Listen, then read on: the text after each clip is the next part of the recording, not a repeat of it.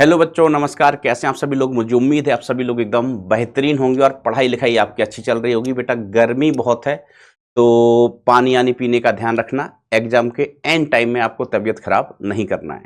तो आज अपना ये लास्ट टॉपिक है मॉडर्न फिजिक्स, आधुनिक भौतिकी। मजेदार टॉपिक है, स्कोरिंग टॉपिक होता है, तो ध्यान से समझिएगा, ध्यान से पढ़िएगा।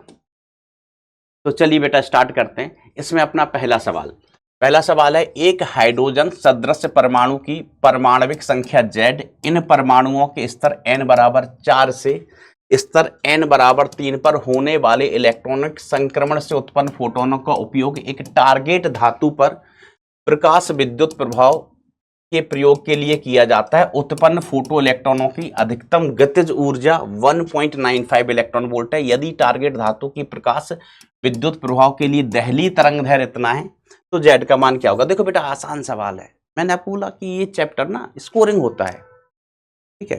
पहले भी साल भर से बोल रहा हूँ स्कोरिंग होता है। क्वेश्चंस बहुत ज्यादा डिफिकल्ट इसमें नहीं होते। अगर आप कोशिश करें तो बन सकते हैं सवाल इसके इजीली। तो देखो अपन को क्या होता है कि अपन ने क्या सीखा है कि मान लीजिए एक कोई धातु की प्लेट है, समझना। हमें इससे क्या कराना है, इलेक्ट्रॉन का उत्सर्जन कराना है। तो इलेक्ट्रॉन के उत्सर्जन के लिए अपन क्या कराते थे, फोटोन आपतित कराते थे। क्या कराते थे बेटा, फोटोन्स आपतित कराते थे, फोटोन्स, ठीक है। फोटोन्स आपतित होते थे तो इलेक्ट्रॉन निकलते थे। फिर अपन कहते थे कि आपतित फोटोन की अगर ऊर्जा E है, आपतित फोटोन की ऊर्जा कितनी है, E, तो E बराबर हम लिखते थे कार्यफलन plus kinetic energy maximum. Kinetic energy maximum कार्यफलन के लिए आपको तरंग दैर्घ्य दी गई है, तो E इज इक्वल टू अपन ऐसे लिख सकते हैं hc by lambda, hc by lambda naught कह लो, और प्लस काइनेटिक एनर्जी मैक्सिमम आपको 1.95 इलेक्ट्रॉन वोल्ट दी गई है। तो E is equal to hc की वैल्यू हम क्या लिख लेते थे, 12400, ये नैनोमीटर में है ना, तो 1240 electron volt nanometre upon lambda naught का मान कितना है, 310 नैनोमीटर, ठीक है, प्लस 1.95 इलेक्ट्रॉन वोल्ट। हम ऐसा लिख लेते थे बेटा, लिखते थे ना। अब ध्यान से सुनिएगा। अच्छा, किसी बच्चों को कंफ्यूजन हो कि सर एससी की वैल्यू आपने 12400 बताई थी। देखो एससी की वैल्यू हम कहते थे 12420, है ना, 12420 इलेक्ट्रॉन वोल्ट एंगस्ट्रॉम में, ठीक है। या फिर हम इसको लगभग 12400 कर देते थे कैलकुलेशन आसान करने के लिए, इलेक्ट्रॉन वोल्ट एंगस्ट्रॉम। अब मान लीजिए आपको तरंग दैर्घ्य नैनोमीटर में दे दी है ना। कभी तरंग दैर्घ्य एंगस्ट्रॉम में होती है, कभी नैनोमीटर में होती है। तो हम एंगस्ट्रॉम को नैनोमीटर में बदल सकते हैं। बस इसको कितना कर दो, 12400 है ना, तो 1240 कर दो, एक जीरो हम एडजस्ट कर देंगे, ये नैनोमीटर में हो गया। ये किस में हो गया बेटा, नैनोमीटर में, ठीक है। तो अगर आपको तरंग दैर्घ्य एंगस्ट्रॉम में दी गई है तो आप इसका यूज कर लेंगे, नैनोमीटर में दी गई है तो उसका यूज कर लेंगे। यहां नैनोमीटर में दी गई है, किसमें दी है, नैनोमीटर में, तो हमने नैनोमीटर में लिख दिया, ये कैंसिल आउट हो गया। तो E इज इक्वल टू कितना हो गया, 1240 upon 310 electron volt plus 1.95 electron volt, ये हो गया। अब हमें निकालना क्या है, Z का मान।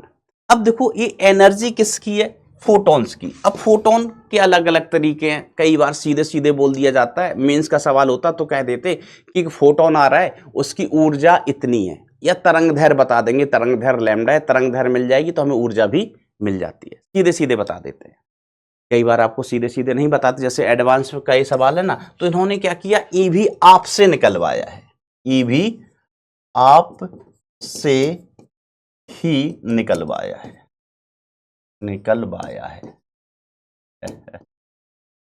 ये भी आपसे निकलवाया। कैसे, इन्होंने कहा कि एक हाइड्रोजन परमाणु है, नहीं, एक है हाइड्रोजन सदृश, मतलब हाइड्रोजन लाइक, हाइड्रोजन के जैसा परमाणु है, जिसका परमाणु क्रमांक कितना है, Z है। अब उसमें इलेक्ट्रॉन n बराबर 4 से n बराबर 3 में आ रहा है, इलेक्ट्रॉन संक्रमण कर रहा है। तो अपन को पता है भाई साहब, ऑडियो वीडियो क्लियर है ना, अपन को पता है कि अगर इलेक्ट्रॉन n बराबर 4 से n बराबर 3 में आ रहा है तो ये क्या करेगा, फोटोन का उत्सर्जन करेगा। इलेक्ट्रॉन यहां से जंप करके यहां आया तो ये क्या करेगा बेटा, फोटोन का उत्सर्जन करेगा, फोटोन का उत्सर्जन करेगा। ठीक है, और इस फोटोन की जो एनर्जी है ई, वो अपन कैसे लिखते हैं, 13.6 जेड स्क्वायर, 13.z² इंटू 1/, छोटे वाले का वर्ग -1 अपॉन बड़े वाले का वर्ग है, इलेक्ट्रॉन वोल्ट में, इलेक्ट्रॉन वोल्ट में यही एनर्जी होती है। तो E इज इक्वल टू कितना आ गया बेटा, 13.6 जेड स्क्वायर 1/3 का स्क्वायर -1/4 का स्क्वायर इलेक्ट्रॉन वोल्ट। अब इस E की वैल्यू को आप यहां से उठा के रख दो, E की वैल्यू हमने E निकाला था, क्योंकि यही जो फोटोन है, ये जो यहां पर फोटोन निकला है, यही फोटोन क्या करा रहा है, यही फोटोन प्रकाश विद्युत प्रभाव करा रहा है, प्रकाश विद्युत प्रभाव करा रहा है। ठीक है, तो यहां पर जो एनर्जी है E, ठीक है, वो प्रकाश विद्युत प्रभाव वाली हम एनर्जी लिख देंगे। वो कितनी थी sir, 1240 divide by 310 electron volt plus 1.95 electron volt is equal to 13.6 Z square into 1/9 -1/16 electron volt. यो कट गया।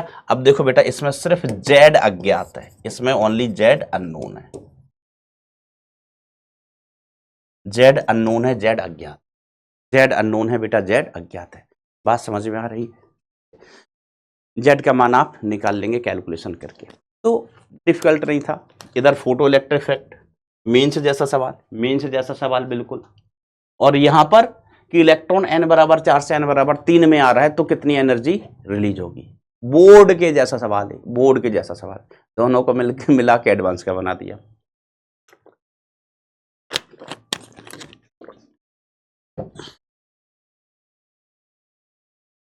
अब देखो बच्चों, यहां पर मुझे आपको ना थोड़ी सी इंफॉर्मेशन देनी है एक्सरेज के बारे में, एक्सरेज के बारे में। ठीक है, कि एक्सरेज क्या होती हैं, है ना, कई बार क्वेश्चन देखा गया है एक्सरे के ऊपर, एक्सरे के ऊपर। मेंस में तो नहीं, मेंस के सिलेबस में नहीं है, एडवांस में कई बार ये एक्सरे के ऊपर सवाल देखा गया, तो मैं एक्सरे की थोड़ी सी चर्चा कर देता हूं। ठीक है, आप इसको थ्योरी समझ के करें। बेसिकली बहुत आसान चीज है, बहुत आसान चीज है। एक्सरे क्या होती है, फोटॉन्स होती है। एक्सरे बेसिकली क्या है बेटा, फोटॉन्स है, फोटॉन्स है। ठीक है, अपन जैसे स्पेक्ट्रम में ऑर्डर लिखते हैं ना, तो सबसे ज्यादा एनर्जी किसकी होती है सर, गामा रेज की। फिर एनर्जी किसकी होती है, एक्स रेज की। फिर एनर्जी किसकी होती है, यूवी रेज की। फिर एनर्जी में आ जाता है दृश्य प्रकाश, है ना, विजिबल लाइट। ठीक है, फिर एनर्जी में इंफ्रारेड आ जाता है, इंफ्रारेड, जिसको अपन कहते हैं अवरक्त किरणें। क्या कहते हैं, अवरक्त किरणें। कैसे, तो ये प्रकाश के या विद्युत चुंबकीय तरंगों के स्पेक्ट्रम का एक भाग होता है एक्सरे। ठीक है, हमें थोड़ा सा इसका डिस्कशन करना है। ठीक है, तो ये क्या होते हैं, फोटॉन्स होते हैं, आप इसको प्रकाश कह सकते हैं, प्रकाश ही क्या होता है, ईएम वेव हो सकता है, ईएम वेव हो सकता है, तो हो सकता है इसका कहीं ईएम वेव में उपयोग करवा लें, फोटोन ही तो है। और प्रैक्टिकल लाइफ में तो अपन को पता ही है कि हमारी कभी हड्डी बड्डी टूट जाती, चोट वोट लग जाती, कुछ ऐसा हो जाता है, तो अपन क्या कहते हैं, अपन ये नहीं कहते कि एक्सरे करवा लो, अपन कहते हैं एक्सरा, कि अच्छा चोट लग गई है, एक्सरा करवाओ, एक्सरा।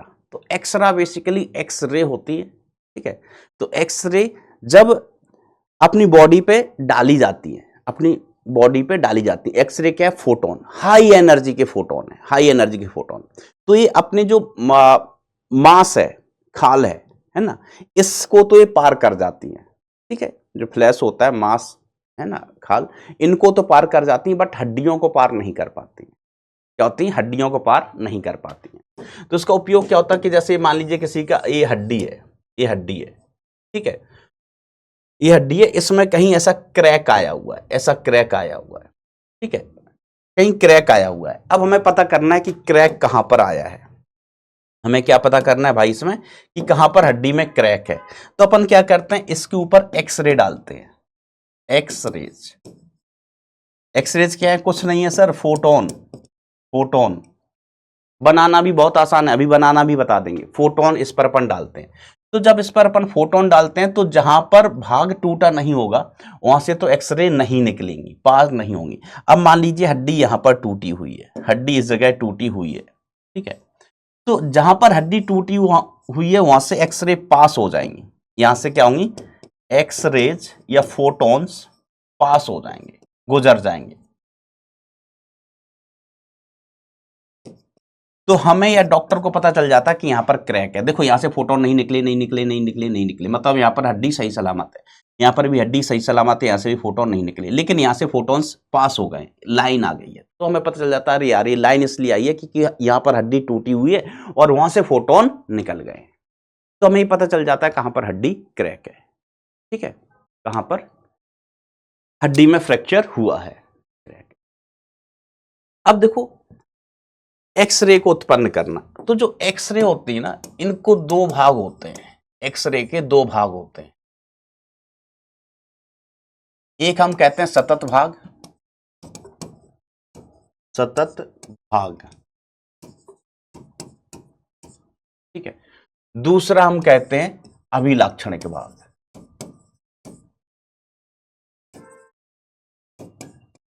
अभिलाक्षणिक भाग। दोनों हैं फोटोन ही, बहुत आसान। अपन पता करेंगे दोनों को कि दोनों को कैसे उत्पन्न करते हैं, दोनों को कैसे उत्पन्न करते हैं, एक एक करके अपन दोनों को पता करेंगे, सतत भाग को भी और अभिलाक्षणिक भाग को भी। बस हमें क्या चाहिए, फोटोन चाहिए। तो इसका सेटअप बिल्कुल आसान सा, हम पहले सतत भाग की बात करते हैं, सतत भाग, सतत भाग की बात करते हैं। हम क्या करते हैं, यहां पर एक हमने मेटल का कोई प्लेट लिया,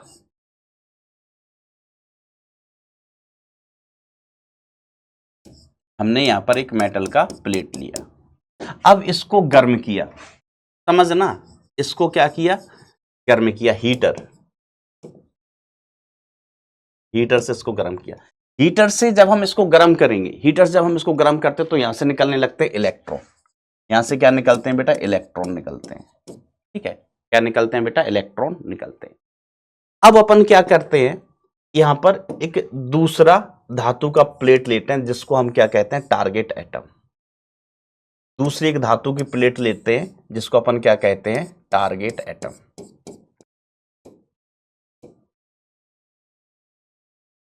टारगेट एटम कहते हैं, धातु की प्लेट होती है, इसको अपन क्या कहते हैं बेटा, टारगेट एटम कहते हैं।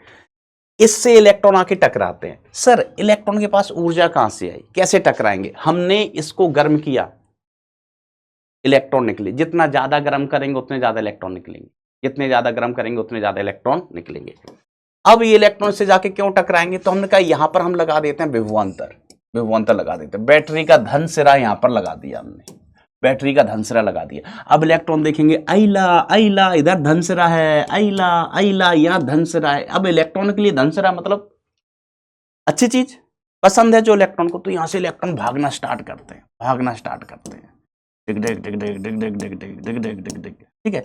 तो इलेक्ट्रॉन के पास क्या आ जाती है बेटा, यहां पर काइनेटिक एनर्जी आ जाती है इस विभवांतर के कारण, है इधर की तरफ भागते हैं तो इलेक्ट्रॉन के पास काइनेटिक एनर्जी आ जाती है, क्या जाती है बेटा, काइनेटिक एनर्जी। तो अब इलेक्ट्रॉन जाके क्या करते हैं, इलेक्ट्रॉन जाते हैं और इससे टकराते हैं। जब इलेक्ट्रॉन इससे टकराते हैं, जब इलेक्ट्रॉन इससे टकराते हैं, ठीक है, यहां से जाके क्या करेंगे, इलेक्ट्रॉन टक्कर करेंगे। अब जब इलेक्ट्रॉन टक्कर करते हैं तो अपनी काइनेटिक एनर्जी का संपूर्ण भाग या कुछ भाग, कुछ भाग, संपूर्ण भाग या कुछ भाग क्या करते हैं, अपनी काइनेटिक एनर्जी का संपूर्ण भाग या कुछ भाग फोटोन के रूप में, फोटोन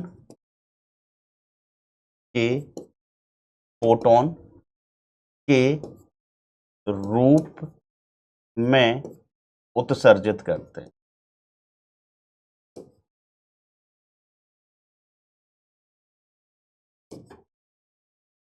उत्सर्जित करते हैं। इन्हीं फोटोन को अपन क्या कहते हैं? एक्सरे। ये जो फोटोन निकले हैं यही फोटोन को अपन क्या कहते हैं? एक्सरेज। एक्सरेज क्या? Basically photon. अब आप समझना, जैसे हमने माना कि इलेक्ट्रॉन की जो काइनेटिक एनर्जी है, काइनेटिक एनर्जी मैक्सिमम वो कितनी है? E इंटू वी वोल्ट लिख देंगे। चलो एग्जांपल में मान लीजिए कितना है? 100 इलेक्ट्रॉन वोल्ट है। एनर्जी कितना है? अधिकतम जो गतिज ऊर्जा है 100 इलेक्ट्रॉन वोल्ट। ठीक है, सभी इलेक्ट्रॉन की, इसकी भी 100, सभी इलेक्ट्रॉन को बराबर बराबर विभव से तुरंत कर रहे हैं, तो सभी इलेक्ट्रॉन की जो ऊर्जा है वो कितनी है? 100 इलेक्ट्रॉन वोल्ट। 100 electron volt. दूसरे वाले की, उसकी भी 100 इलेक्ट्रॉन वोल्ट है। तीसरे वाले की, उसकी भी 100 इलेक्ट्रॉन वोल्ट है। चौथे वाले की, इसकी भी 100 इलेक्ट्रॉन वोल्ट है। सभी की 100 इलेक्ट्रॉन वोल्ट है।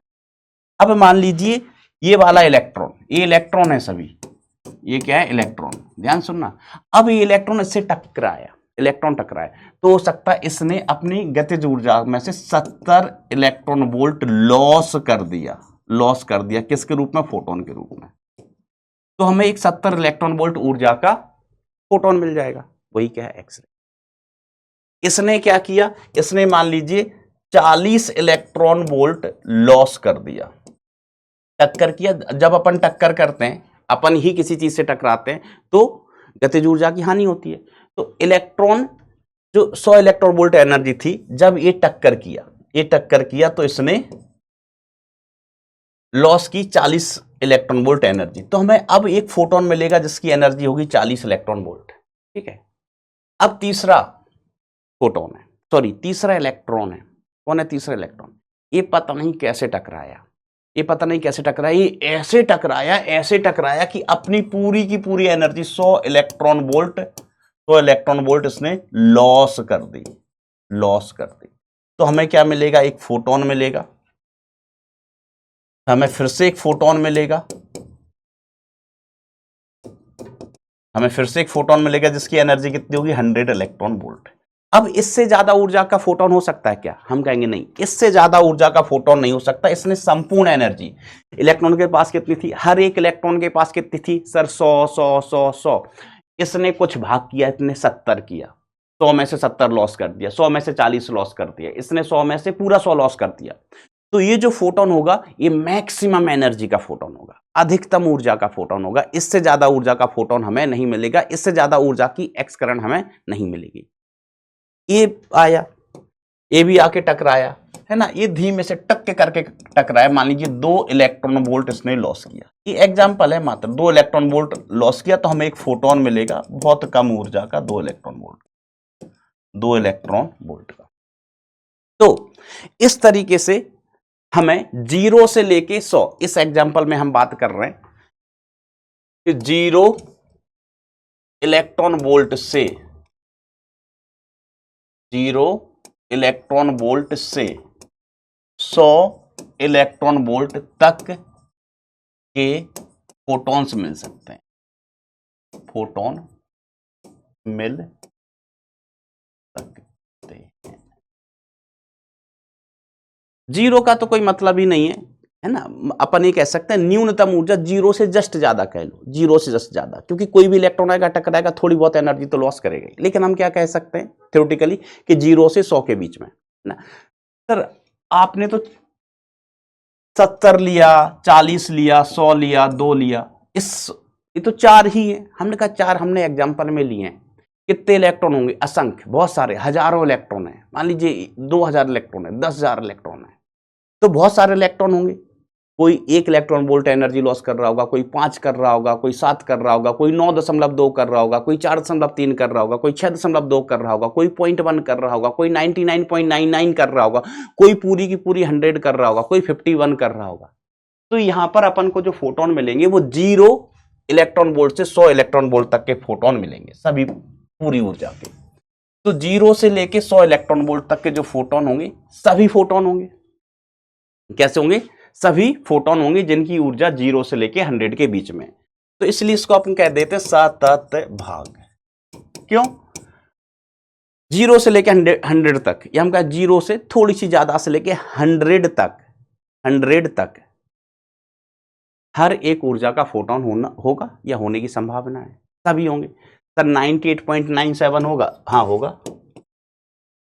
सर 53.2 होगा? हमने कहा बिल्कुल होगा। 0 से 100 के बीच में आते हैं, तो इसको हम कहते हैं बेटा सतत भाग। अब देखो इलेक्ट्रॉन की जो मैक्सिमम काइनेटिक एनर्जी है, काइनेटिक एनर्जी मैक्सिमम है ना किसी भी इलेक्ट्रॉन की, वो कितनी हो जाएगी? तो काइनेटिक एनर्जी को अपन क्या लिखते हैं, है ना, जैसे अपन पोटेंशियल एनर्जी लिखते थे, पोटेंशियल एनर्जी Q इंटू विभवांतर, और ये पोटेंशियल एनर्जी ही किस में बदल जाती थी? काइनेटिक एनर्जी में। यही किस में बदल जाती है? काइनेटिक एनर्जी में। पोटेंशियल एनर्जी के कारण ही काइनेटिक एनर्जी आती है। तो काइनेटिक एनर्जी की अपन बात करें मैक्सिमम, वो कितनी हो सकती? E into V naught. Kinetic energy कितनी हो सकती? E into V naught. या मैक्सिमम का यहाँ कोई वैसे रोल ही नहीं है कि काइनेटिक एनर्जी की हम बात करें तो काइनेटिक एनर्जी कितनी होगी? E into V naught. Electron पर कितना आवेश है? E, विभवांतर कितना? V naught. तो काइनेटिक एनर्जी कितना? E into V naught. ठीक है। अब हम कहें मैक्सिमम, ठीक है, इतना ये काइनेटिक एनर्जी होगी। अब हम कहें मैक्सिमम ऊर्जा का फोटोन, मैक्सिमम ऊर्जा का फोटोन। तो मैक्सिमम ऊर्जा का फोटोन क्या होगा? फोटोन की जो मैक्सिमम ऊर्जा होगी वो कितनी हो जाएगी? हम कहेंगे फोटोन की मैक्सिमम ऊर्जा is equal to kinetic energy, है ना, is equal to kinetic energy, total kinetic energy, है ना, 100 इलेक्ट्रॉन वोल्ट। आपने देखा ना कि मैंने काइनेटिक एनर्जी की वैल्यू कितनी ले ली थी, इसमें मैक्सिमम का कोई रोल नहीं, काइनेटिक एनर्जी 100 मान ली थी। तो कोई 10 इलेक्ट्रॉन वोल्ट का, कोई 40 का, कोई 70 का, सबसे ज्यादा जिसने लॉस किया वो कौन सा वाला है? 100 वाला। तो जो हमें फोटोन मिलेगा जिसकी ऊर्जा मैक्सिमम होगी वो किसके बराबर हो जाएगी बेटा? Kinetic energy. जिसकी ऊर्जा कैसी होगी बेटा? मैक्सिमम, वो किसके बराबर हो जाएगी बेटा? Kinetic energy. अब फोटोन की ऊर्जा अपन ऐसे लिख लेते हैं hc/λ। ये फोटोन की ऊर्जा कौन सी वाली है? मैक्सिमम। फोटोन की ऊर्जा कौन सी वाली है? मैक्सिमम। और मैक्सिमम ऊर्जा का फोटोन क्या होगा कि जो एक बार में ही अपनी पूरी की पूरी काइनेटिक एनर्जी को त्याग दे, लॉस कर दे, हानि कर दे। ठीक है। तो अगर ये तो अपन ने ऐसे लिख लिया, तो एनर्जी किसकी? फोटोन की। अपन ऐसे लिख सकते हैं एनर्जी फोटोन की मैक्सिमम ऊर्जा का जो फोटोन होगा उसकी ऊर्जा होगी E इंटू वी नॉट, ना, kinetic energy E into V naught के बराबर। अब हम इसको तरंग दैर्घ्य के पदों में लिख लेते हैं hc/। अब आपको पता है कि एनर्जी अगर मैक्सिमम है, तो वेवलेंथ कैसा होगा बेटा? मिनिमम। एनर्जी मैक्सिमम तो वेवलेंथ मिनिमम, तो E इंटू वी नॉट। ठीक है।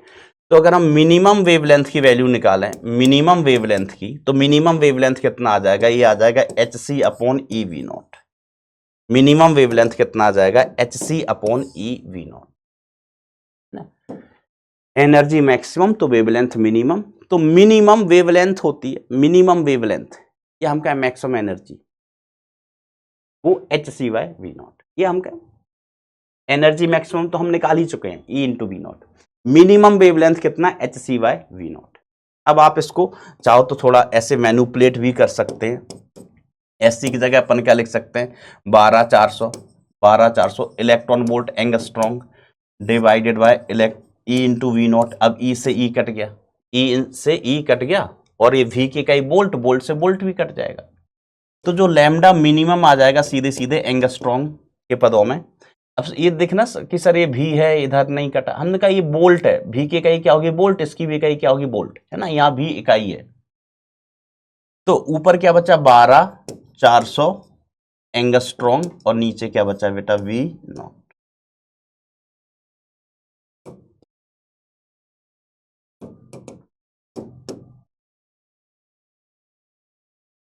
Answer 12400 upon V naught angstrom. तो जो लैम्डा मेन है वो किस पे डिपेंड कर रहा है? सिर्फ और सिर्फ वी नॉट पर, कि आपने कितना विभवांतर लगाया है। यहां पर कितना विभवांतर लगाएगा, जितना ज्यादा विभवांतर होगा लैम्डा मिनिमम उतना ही कम होगा। लैम्डा उतना ही कम होगा।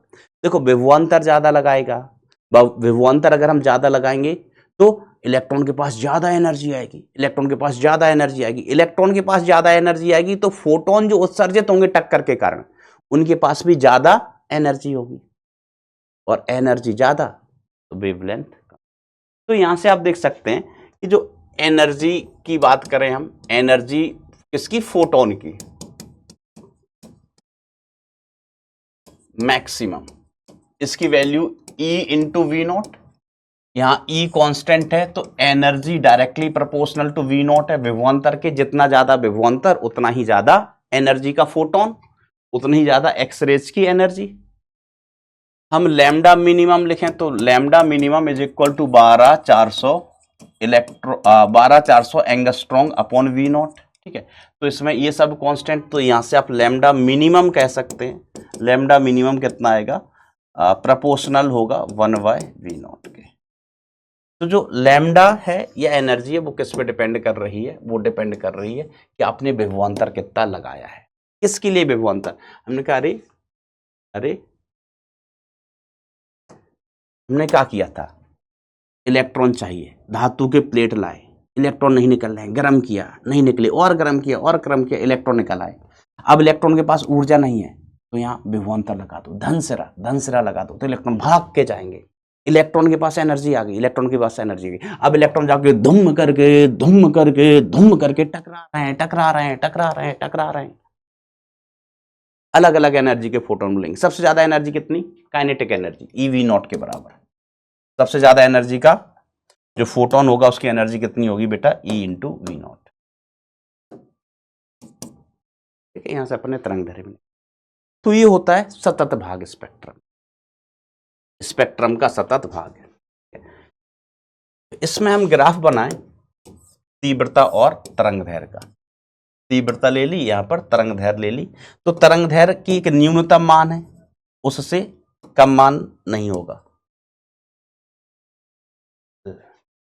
ये अपना लैम्डा मिनिमम हुआ है बेटा, क्या है, लैम्डा। सर लैम्डा 0 नहीं हो सकता क्या, हमने कहा लैम्डा 0 का मतलब हो गया एनर्जी अनंत है।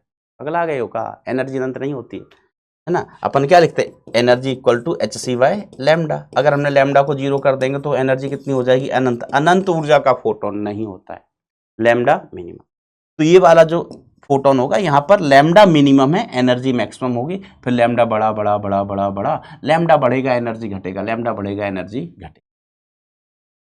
इस प्रकार से अपन को एक ग्राफ मिलता है, सतत स्पेक्ट्रम कहते हैं। क्या कहते हैं, सतत स्पेक्ट्रम। ये तीव्रता, ये क्या है, तीव्रता। सर यहां पर तीव्रता 0 क्यों है, हमने कहा यहां पर तीव्रता 0 इसलिए क्योंकि ऐसे बहुत कम, रेयरली, ये हम कहें कोई इलेक्ट्रॉन ऐसा नहीं होता है वो एक बार टकरा के पूरी एनर्जी लॉस कर। कभी आपने टक्कर भी देखी होगी, कभी ऐसा नहीं होता कि दो कार आपस में टकराई, जैसे ही टकराई कार तुरंत ब्राह्म में आ गई, पूरी की पूरी काइनेटिक एनर्जी लॉस हो गई। जब टकराती है ना कार तभी वो थोड़ी हिलती डुलती हैं, है ना, कोई पलट जाती तो उनके पास कुछ काइनेटिक एनर्जी होती है। तो हम कहते हैं ऐसा लगभग ऐसा कोई इलेक्ट्रॉन नहीं होता है जो एक बार की टक्कर में ही अपनी पूरी की पूरी एनर्जी का लॉस कर दे। इसलिए यहां पर इंटेंसिटी 0 है ना, मैक्सिमम एनर्जी का वास्तव में कोई फोटोन नहीं मिलता है, ठीक है ना। अब यहां पर अपन क्या है, इंटेंसिटी मैक्सिमम है, यहां पर इंटेंसिटी मैक्सिमम है। तो हम वैसे ही बताएं एग्जांपल में कि जैसे हमने कहा कि मिनिमम एनर्जी 0, मैक्सिमम 100, ना तो कोई 0 वाला मिल रहा है ना कोई 100 वाला मिल रहा है। तो अपन बात करें ना 50 से 60 की रेंज के बीच में, ऐसे ही एग्जांपल के लिए कह रहा हूं, 50 से 60 इलेक्ट्रॉन वोल्ट के जो फोटोन होंगे वो सबसे ज्यादा होंगे। ज्यादातर फोटोन क्या कर रहे होंगे, ऐसे ही समझने के लिए कि गए टक्कर की आधी एनर्जी लॉस, गए टक्कर की आधी एनर्जी लॉस, लगभग आधी एनर्जी लॉस। तो किसी ने 40% लॉस की तो 40% का फोटोन मिला, किसी ने 60% लॉस की तो 60% का फोटोन मिला, किसी का 55% लॉस की है, किसी ने 44% लॉस की है। तो जो बीच में लगभग सबसे ज्यादा फोटोन होते हैं, है ना, जैसे 40 इलेक्ट्रॉन, अपने एग्जांपल में 40 electron volt, 50 electron volt, 55 electron volt, 100 electron volt के फोटोन सबसे ज्यादा होंगे। तो यहां पर इंटेंसिटी कैसी, मैक्सिमम, तीव्रता कैसी, मैक्सिमम। फोटोन ज्यादा तो तीव्रता ज्यादा ना। तीव्रता किसके समानुपाती होती है, फोटोन की संख्या। तीव्रता समानुपाती किसकी होती है, फोटॉन्स की संख्या, फोटॉन्स की संख्या। हम कहें 99.99 इलेक्ट्रॉन वोल्ट का, हमने कहा हो सकता है कोई थ्योरेटिकली एक आध इलेक्ट्रॉन वोल्ट हो, थ्योरेटिकली एक आध इलेक्ट्रॉन वोल्ट हो जिसकी एनर्जी 99.99।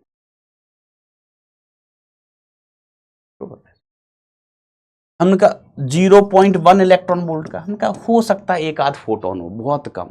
तो बहुत कम ऊर्जा के भी कम फोटोन होते हैं, बहुत ज्यादा ऊर्जा के भी कम फोटोन होते हैं, बीच में ऊर्जा कैसी होती है, ये सतत भाग हो गया, बड़ा सिंपल सी बात है। अब हम बात करते हैं अभिलक्षणिक भाग।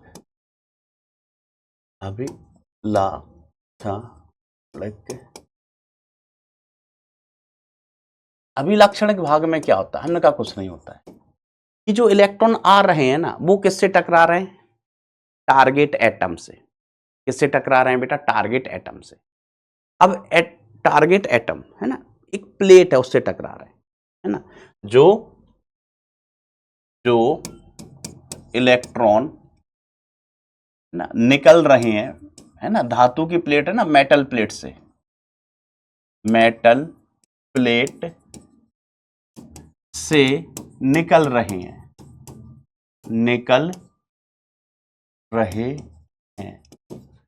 वे टारगेट एटम अपन कहते हैं, वो भी धातु की प्लेट है, टारगेट है ना। टारगेट भी क्या होता है, एक धातु की ही प्लेट होती है, धातु की प्लेट से टकरा रहे हैं,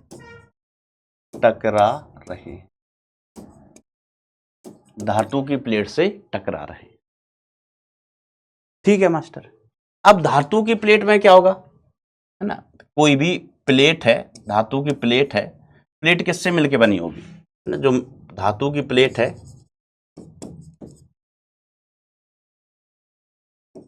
किससे मिलके बनी होगी सर, एटम से मिलके बनी होगी, एटम से। एटम में क्या होता है सर, नाभिक होता है और इसके चारों तरफ गोल गोल इलेक्ट्रॉन घूमते हैं, इसके चारों तरफ क्या करते हैं बेटा, इलेक्ट्रॉन घूमते हैं। तो सुनना अभिलाक्षणिक भाग कैसे आया, अभिलाक्षणिक भाग कैसे आता है, तो थोड़ा बड़ा बनाता हूं।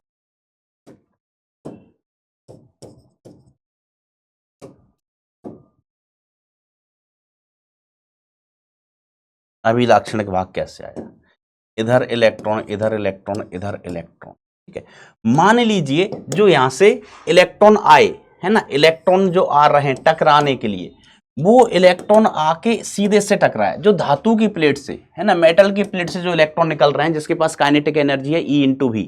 ठीक है, इधर से, इधर प्लेट लगाई थी अपन ने, यहां अपन ने प्लेट लगाई थी, इसको गर्म किया था, हाँ सर इसको गर्म किया था। यहां से कौन निकल रहे थे, इलेक्ट्रॉन निकल रहे थे। फिर इन इलेक्ट्रॉन को हमने ऊर्जावान बनाया था E/V0 एनर्जी से। अब मान लीजिए ये इलेक्ट्रॉन आया और ये इलेक्ट्रॉन सीधा जंप करके इससे टकराया, अब इसके पास बहुत ऊर्जा थी, तो ये इलेक्ट्रॉन क्या किया, इसको अपने साथ ले उड़ा,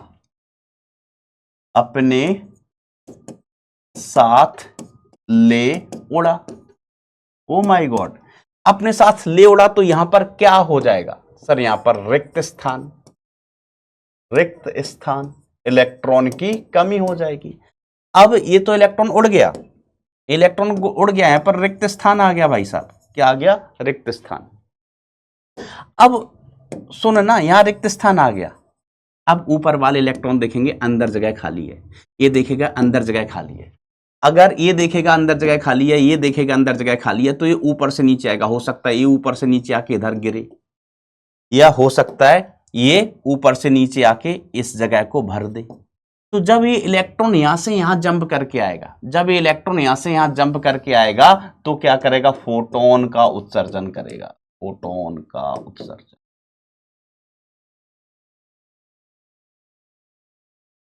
अभी नहीं आ रहा था पहले सवाल में, n बराबर 4 से n बराबर 3 में आया, फोटोन का उत्सर्जन किया था। हो सकता है वही एक्सरे की तरह कार्य करे, वो बेसिकली क्या एक्सरे ही है, अगर उसकी एनर्जी एक्सरे के रेंज की है तो, है ना। तो फोटोन ही क्या है, एक्सरेज हैं, फोटोन ही क्या है बेटा, एक्सरेज हैं। ये जंप करके यहां चला जाए, तो ये जंप करके यहां जाएगा तो हमें क्या मिलेगा? फोटोन। हमें क्या मिलेगा? फोटोन। तो यही फोटोन क्या है? यही फोटोन, ये फोटोन ही मिलके क्या कहलाते हैं? ये फोटोन है, ये फोटोन है, ये फोटोन मिलके ही क्या कहलाते हैं भाई? एक्सरे। फोटोन मिलके क्या कहलाते हैं बेटा? एक्सरे। तो बड़ी सिंपल सी बात है, हम इसको ऐसे बनाने की कोशिश कर सकते हैं, ऐसे भी समझा सकते हैं आपको।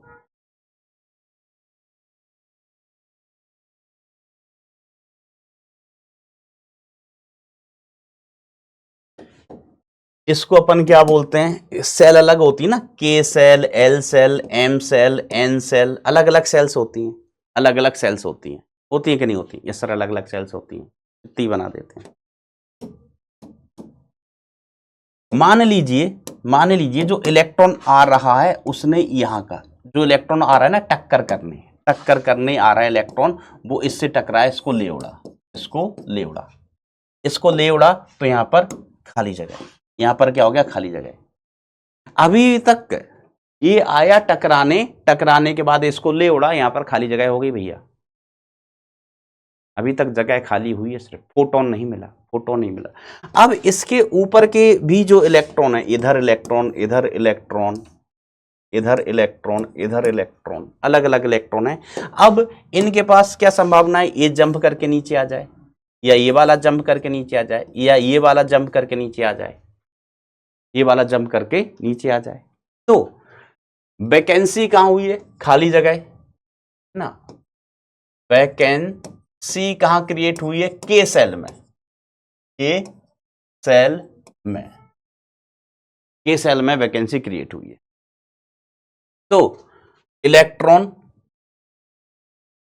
एल से के में आ सकता है, एल से के में आ सकता है, एल से के में, एम से के में, एन से के में। यही नाम होते हैं ना। आप केमिस्ट्री वाले हो, आपको पता है। अगर मैंने नाम उल्टे ऊपर नीचे कर दियो तो आप देख लेना, है ना, कि के के बाद एल ही आता ना, के एल एम ऐसे ही आता है। तो अगर इलेक्ट्रॉन जंप करके कहां से कहां आ रहा है ना, एल से के में, है ना, अपन इसको क्या कह देते थे? n बराबर 1, n बराबर 2, n बराबर 3, n बराबर 4, ऐसे कह देते थे। तो इलेक्ट्रॉन अगर एल से के में आ रहा है, ठीक है, तो एनर्जी जो हमें मिलेगी फोटोन की, वो मिलेगी 13.6 Z माइनस बी इसका whole square into 1 square minus 1/2 square, 1 कम वाले का स्क्वायर माइनस ज्यादा वाले का स्क्वायर। सर अभी आपने जो सूत्र यूज किया था उसमें जेड स्क्वायर था, ये जेड माइनस बी क्यों कर दिया? तो हमने कहा ये जो बी है यहां पर आता है, बी को हम कहते हैं स्क्रीनिंग कांस्टेंट। बी को क्या कहते हैं? स्क्रीनिंग नियतांक। बी को हम स्क्रीनिंग नियतांक कहते हैं, ठीक है। अगर सवाल में दिया ना हो, सवाल में दिया ना हो, वैसे तो सवाल में देते हैं, अगर सवाल पूछेंगे तो, नहीं तो बी के ही पदों में आंसर दे देंगे। दिया ना हो तो इसको अपन कहते हैं कि एल से के लिए, एल से के लिए बी बराबर कितना ले लेते हैं? 1। ये केमिस्ट्री में आपने पढ़ा होगा, है ना, केमिस्ट्री क्या, बी बराबर कितना ले लेते हैं? 1। स्क्रीनिंग कांस्टेंट आता क्यों है? वो इसलिए आता है बेटा कि मान लीजिए नाभिक है, ये नाभिक है ना, अब इसके चारों तरफ इलेक्ट्रॉन्स हैं, इलेक्ट्रॉन के क्लाउड्स हैं, है ना, तो जो बाहरी कक्षाओं के इलेक्ट्रॉन होते हैं, इसके ये नाभिक का पूरा प्रभाव फेस नहीं कर पाते, पूरा प्रभाव फील नहीं कर पाते हैं। नाभिक का पूरा प्रभाव इन पर नहीं पड़ पाता है। बीच में आप ये समझ लो बादल से छा जाते हैं, रुकावट से आ जाती है कि नाभिक का पूरा प्रभाव इस पर नहीं जाता है। इसको अपन क्या कहते हैं? Screening effect. तो स्क्रीनिंग इफेक्ट को बैलेंस करने का फैक्टर होता है बी, तो जेड में से बी घटा देते हैं, जेड माइनस बी, तो हम कहते हैं स्क्रीनिंग इफेक्ट, है ना। जैसे अपन किसी को देख रहे हैं, मान लो मैच देख रहे हैं, ठीक है, वहाँ बैटिंग हो रही है, मैं इधर खड़ा हूँ, अब बीच में कोई आ गया तो हमको ढंग से मैच नहीं दिखाई देगा, हमें ऐसे ऐसे करना पड़ेगा, है ना, ढंग से दिखाई नहीं देगा। तो ये नाभिक इलेक्ट्रॉन, तो नाभिक इलेक्ट्रॉन के बीच में ये बीच वाली कक्षाओं के कारण ना, बीच वाली कक्षाओं के कारण ना इनका एक दूसरे पर प्रभाव नहीं हो पाता है पूर्ण, जिसको हम क्या कहते हैं बेटा, स्क्रीनिंग इफेक्ट कहते हैं, जिसके कारण बी आया। तो चलिए एल से के में जंपिंग करा दी, ठीक है, एल से के में जंपिंग करा दी। अब एम से के में जंपिंग कराएंगे, तो एम से जब के में जंपिंग कराएंगे तो डेल्टा ई, इनके नाम भी रख देते हैं, इसको नाम हम बोल देते हैं के अल्फा, इस लाइन का नाम होता है के अल्फा, ठीक है। ये नाम कैसे रखते हैं हम बताएंगे अभी, के अल्फा, ठीक है। इसको कहते हैं के बीटा, के बीटा। तो 13.6 इंटू जेड माइनस बी का whole square into 1/1 square, jumping तो किस में हो रही, के में, 1/1 स्क्वायर माइनस 1/3 स्क्वायर। वैकेंसी कहां क्रिएट हुई है, के में, तो जंपिंग होनी है के में, कहां, इससे ऊपर वाले से। एन से के में जंपिंग हुई तो इसका नाम देते हैं ई के गामा लाइन, ई के गामा लाइन। और यहां पर एनर्जी जो मिलेगी फोटोन की 13.6 जेड माइनस बी इसका whole square into 1/1 square minus 1/4 square, ऐसे नाम देते जाते हैं। नाम में देखना कैसे नाम रखोगे, जंपिंग किस में हो रही, के में, वैकेंसी किस में, वैकेंसी के में, के सेल में, वैकेंसी किस में, के सेल में, तो के तो आएगा ही आएगा। ये बस ऐसे नाम रखने का तरीका है। अब जस्ट ऊपर से जंपिंग हो रही है तो के अल्फा, उसके ऊपर से हो रही है तो के बीटा, उसके ऊपर से हो रही है तो के गामा, दैट्स इट, ऐसे नाम रख देते। मान लीजिए वैकेंसी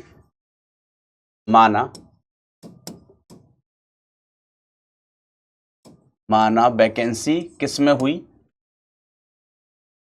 के एल सेल में, एल सेल में वैकेंसी एल सेल में हुई तो क्या होगा, हमने कहा कुछ नहीं, देखो हम बताता है।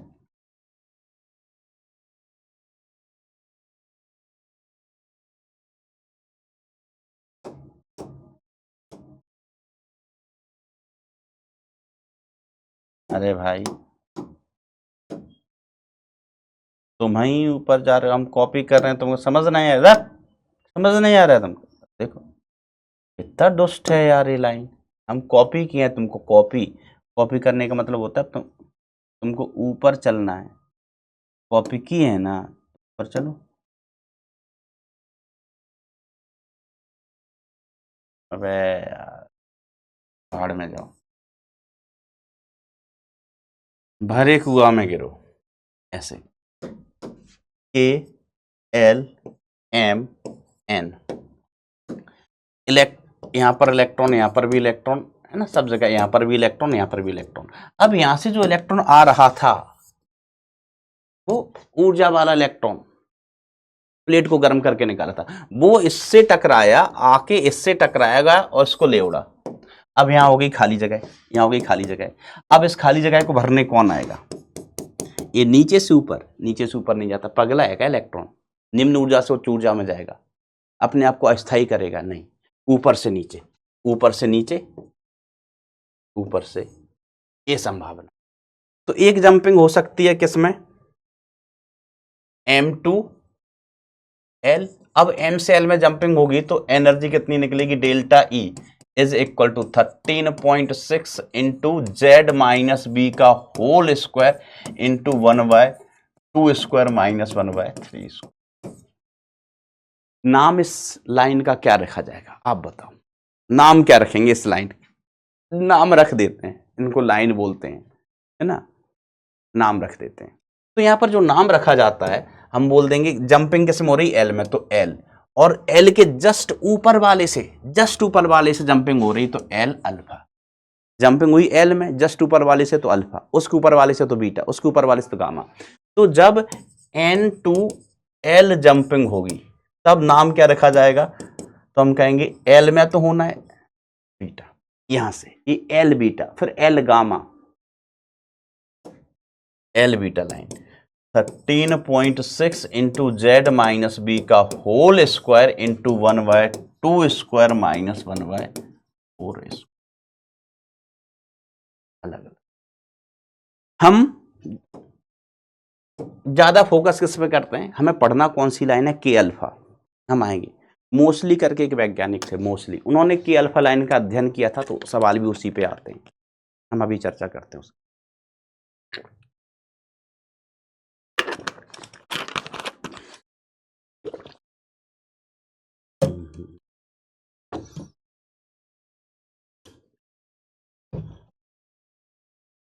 अब ये आप देखो कि जो डेल्टा ई है, निकली एनर्जी, डेल्टा ई जो एनर्जी निकली, निकली निकली एनर्जी किसकी, किसके रूप में निकली एनर्जी, तो भैया ऊपर से जब इलेक्ट्रॉन नीचे जंप करता है तो क्या करता है, फोटोन का ही तो उत्सर्जन करता है। निकली एनर्जी किसकी, फोटोन की, फोटोन की जो एनर्जी निकली है, जो एनर्जी निकली है किसके रूप में, फोटोन के रूप में, फोटोन के रूप में, किसके रूप में, फोटोन के रूप में। इन्हीं फोटोन को हम क्या कहते हैं, एक्सरेज। अब इनका तरीका बदल गया तो इनको हम क्या कहते हैं, एक्सरे का कैरेक्टरिस्टिक पार्ट। इंग्लिश में क्या कहते हैं इनको, कैरेक्टरिस्टिक पार्ट, हिंदी में कहते हैं अभिलाक्षणिक भाग, अभिलाक्षणिक भाग।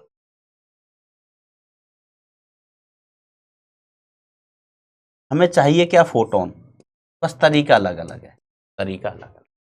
अब ये एनर्जी देखो किस पर डिपेंड कर रही है, एक तो जंपिंग कहां से कहां हुई उस पर, और दूसरा बी कांस्टेंट है, B screening constant, B constant, तो ये मेनली किस पर निर्भर करती है, जेड पर, जेड पर। जेड क्या है, जो टारगेट एटम है उसका परमाणु क्रमांक।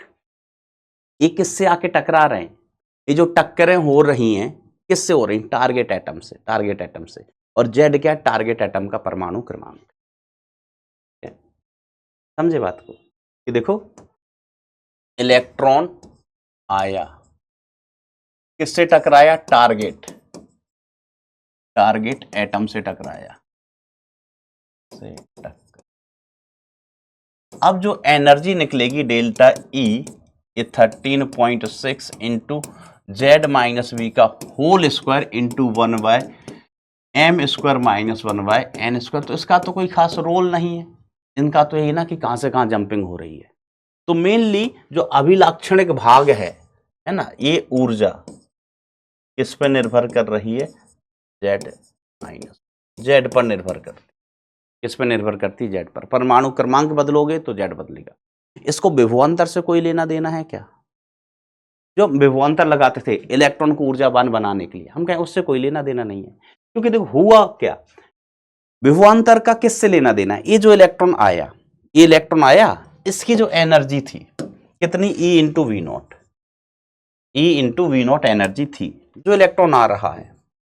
अब यह इसने टक्कर करके खाली जगह करके चला गया, और अब कुछ नहीं किया, खाली जगह करके चला गया, भाग गया। अब क्या हो रहा है, एटॉमिक स्ट्रक्चर, परमाणु संरचना, इलेक्ट्रॉन ऊपर से जंप करके नीचे आया, निकला फोटोन, यही एक्सरे। इनको हम कहते हैं अभिलाक्षणिक भाग। क्या कहते हैं बेटा, अभिलाक्षणिक भाग। तो अब अपन यहां पर ग्राफ बनाएं इंटेंसिटी और लैम्डा का। तो सतत भाग तो बनेगा ही बनेगा, जैसा पहले था, सतत भाग तो बनेगा ही बनेगा, ऐसा था, ये सतत भाग था, ये लैम्डा मिन था, ये आई था, इधर लैम्डा लिया था। अब आप ये देख पा रहे ना कि सतत भाग जो पहले था वो तो था ही, साथ साथ कुछ स्पेशल ऊर्जा के फोटोन, कुछ निश्चित ऊर्जा के फोटोन और मिलने लगेंगे आपको, किसके कारण, अभिलाक्षणिक भाग के कारण। जो टक्कर हुई, सतत भाग में टक्कर वाली कहानी ली थी, मतलब सतत भाग में टक्कर के बाद इलेक्ट्रॉन ऊपर से नीचे आ रहा है, हम अभिलाक्षणिक भाग कहते हैं, वो कहानी ली थी क्या, सर नहीं ली थी। तो सतत भाग में तो ऐसा था, लेकिन हम कहेंगे ना कि अगर हम कंप्लीट स्पेक्ट्रम बनाएं तो कुछ स्पेशल ऊर्जा के फोटोन हमें और मिलते हैं, सभी ऊर्जाएं नहीं, कुछ कुछ जगह। जैसे हमने कहा कि यहां पर हमको थोड़ा सा तीव्रता अचानक से बढ़ गया, यहां पर तीव्रता अचानक बढ़ गई, ये जो तीव्रता बढ़ जाती है यहां पर हम कहते हैं स्पाइक्स आ गए, है ना, स्पाइक्स आ गए। ये जो स्पाइक्स हैं ये किसके कारण आते हैं, ये आते हैं अभिलाक्षणिक भाग के कारण।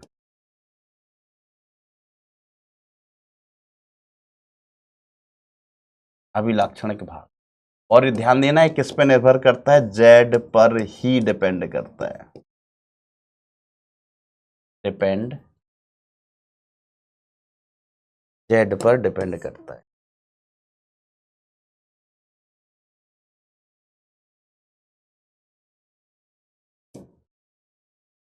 अच्छा समझो है का कि जब सतत भाग चल रहा था, है ना, सतत भाग था, तब मान लीजिए यहां पर हमें ये ऊर्जा को 40 इलेक्ट्रॉन वोल्ट है और इसके ना 200 इलेक्ट्रॉन थे, 40 इलेक्ट्रॉन वोल्ट ऊर्जा के 200 इलेक्ट्रॉन थे सतत भाग में, कि 200 इलेक्ट्रॉन ऐसे थे, 200 इलेक्ट्रॉन ऐसे थे जिन्होंने टक्कर करके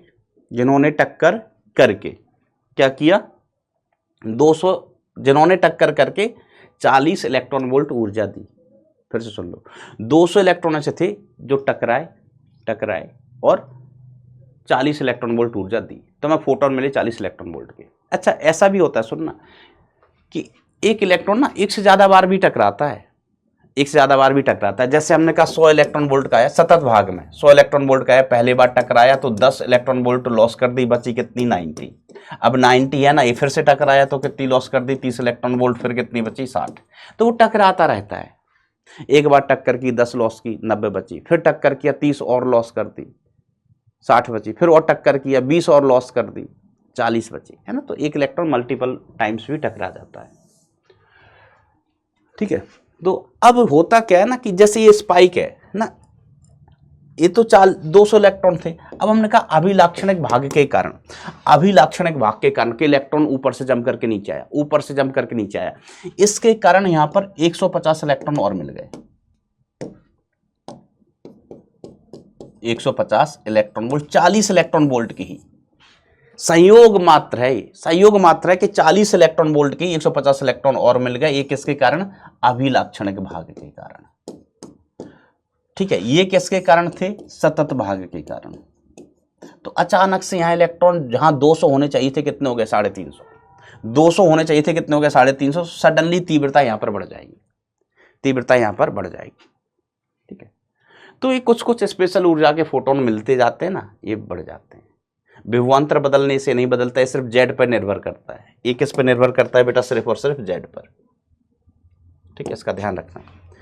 अब ये लैम्डा मेन है, अगर हम देखें ना तो जो ऊर्जा मिलेगी, हम लैम्डा की बात करें, एनर्जी किसका, के अल्फा का, तो के अल्फा में कितनी एनर्जी मिलेगी, 13.6 जेड माइनस बी का होल स्क्वायर इंटू 1/1 का स्क्वायर माइनस 1/2 का स्क्वायर। तो इसमें एनर्जी कम होगी, हम तुलना करें किसमें, ऐसी तुलना कर लो कि आप ये बताओ कि किसकी एनर्जी ज्यादा होगी, डेल्टा ई के अल्फा लाइन की एनर्जी ज्यादा होगी या एनर्जी के बीटा लाइन की ज्यादा होगी, के बीटा लाइन की ज्यादा होगी, के बीटा लाइन किसकी एनर्जी ज्यादा होगी, तो आप कहेंगे सर एल अल्फा का मतलब क्या हुआ, एल अल्फा का मतलब ये हुआ कि हमारे पास ऐसा है, इसको हमने बोला के, इसको बोला एल, इसको बोला एम, तो एल अल्फा का मतलब है कि जंपिंग, सॉरी के अल्फा का मतलब है जंपिंग कहां से कहां तक, के में जस्ट ऊपर वाले से के अल्फा मिलेगा। के बीटा कब मिलेगा, जब जंपिंग इसके ऊपर से हो, तो हमें कौन सी लाइन मिलेगी, के बीटा। जंपिंग यहां से के में जंपिंग होनी है तो के आ रहा है, जस्ट ऊपर वाले से तो अल्फा, उसके ऊपर वाले से तो बीटा, उसके ऊपर वाले से तो गामा। तो एनर्जी ज्यादा किस में होगी, जब एम से के में जंपिंग होगी। एनर्जी ज्यादा किस में, जितना ज्यादा ऊपर से जंपिंग होगा उतना ज्यादा एनर्जी मिलेगा। तो ऊपर से जंपिंग होकर अगर नीचे आएगा तो हमें एनर्जी ज्यादा मिलेगी। तो एनर्जी ज्यादा किसकी होगी, के बीटा लाइन की, बरोबर, के बीटा लाइन की एनर्जी ज्यादा होगी। तो हमें पता चल गया कि जिसकी एनर्जी ज्यादा उसकी वेवलेंथ कम, अगर हम वेवलेंथ तरंग दैर्घ्य लिखना चाहें तो लैम्डा के अल्फा ज्यादा होगा किससे, लैम्डा के बीटा से। समझ गया ना, एनर्जी ज्यादा किसकी, के बीटा की, के बीटा की। हाँ सर सही बात है, ऊपर से जंपिंग हो रही तो एनर्जी ज़्यादा, तो जिसकी एनर्जी ज़्यादा उसकी वेवलेंथ कम। तो जो तरंग दैर्घ्य है के अल्फा की ये ज़्यादा होगी एज कम्पेयर टू लैम्डा के बीटा। ठीक है, तो इन दोनों में से पहले कौन आएगा? ये तो लैम्डा मिन हो गया। अब इसके बाद क्या आएगा? पहले के अल्फा या के बीटा? तो के बीटा कम है, के बीटा कम है, तो यहाँ पर ए लाइन होगी लैम्डा के बीटा, ए वाली लाइन होगी बेटा लैम्डा के अल्फा, ए वाली लाइन होगी बेटा लैम्डा के अल्फा। ठीक है, एल के लिए भी लिख सकते हो, लेकिन हम अध्ययन इन जनरल के अल्फा तक ही, तो के अल्फा का अध्ययन किया जाता है, क्योंकि मोस्टली नाम के एक साइंटिस्ट थे, उन्होंने के अल्फा लाइन का अध्ययन किया था, तो ज़्यादा चर्चा उसी की जाती है। अब जंपिंग तो कहीं से भी कहीं करा लो हम, है ना, n बराबर 6 से 1 में करा लो, n बराबर 8 से 2 में करा लो, कहीं से भी कहीं करा लो। एक्सरे की परास होनी चाहिए। अच्छा, एक्सरे की जो परास होती है एक्स किरणों की, वो लगभग 0.1 एंगस्ट्रॉम से लेकर 100 एंगस्ट्रॉम तक। एक्सरे की बेटा जो रेंज होती है, क्या होती है एक्सरे की रेंज? वो एक्सरे की परास होती है लगभग 0.1 एंगस्ट्रॉम से 100 एंगस्ट्रॉम के बीच में, 0.1 एंगस्ट्रॉम से 100 एंगस्ट्रॉम के बीच में। 1 मिनट रुकना बेटा, कटेगी और ये कौन है?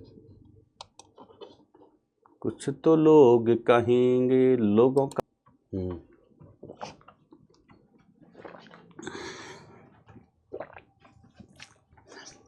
अच्छा, हाँ अपन किसकी बात कर रहे थे? एक्सरे की जो रेंज होती है, वेवलेंथ रेंज, 0.01 एंगस्ट्रॉम से लगभग 100 एंगस्ट्रॉम तक होती है। ठीक है, एक्सरे की रेंज है ना, कि वेवलेंथ कितनी होती है, तो 0.01 या कभी 0.1 एंगस्ट्रॉम से 100 एंगस्ट्रॉम तक। ठीक है, इसमें से 0.01 एंगस्ट्रॉम से लगभग 1 एंगस्ट्रॉम तक, 1 एंगस्ट्रॉम तक हम कहते हैं हार्ड एक्सरे। इनकी एनर्जी ज़्यादा है, हार्ड एक्सरे। वेवलेंथ कम है भैया, वेवलेंथ कम है तो एनर्जी ज़्यादा होगी, एनर्जी कैसी होगी? ज़्यादा।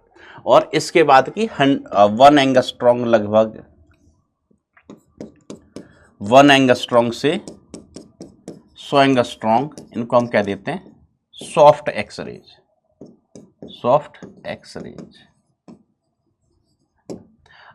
अब ऐसा कुछ बहुत फिक्स्ड नहीं है ये, कभी सॉफ्ट एक्सरे में हो सकता है कि आपको ऑप्शन में रेंज दिया है कि 10 से 100 एंगस्ट्रॉम, तो जिनकी वेवलेंथ ज़्यादा है, जिनकी वेवलेंथ ज़्यादा है उनकी एनर्जी कम है, तो वो सॉफ्ट होंगी, कम ऊर्जा की होंगी, और जिनकी वेवलेंथ कम है उनकी ऊर्जा ज़्यादा होगी, उनकी हार्ड एक्सरेज है ना। जो हार्ड एक्सरेज होती हैं वो लगभग 0.1, 0.2, 0.3 एंगस्ट्रॉम के आसपास है ना, तो अपन ने रेंज लिख ली ऐसे। चलिए अब देखो, मौसले नाम के, मौसली पता नहीं क्या नाम था, मौसले नाम भी तो ऐसे होते हैं, मौसले या मौसली,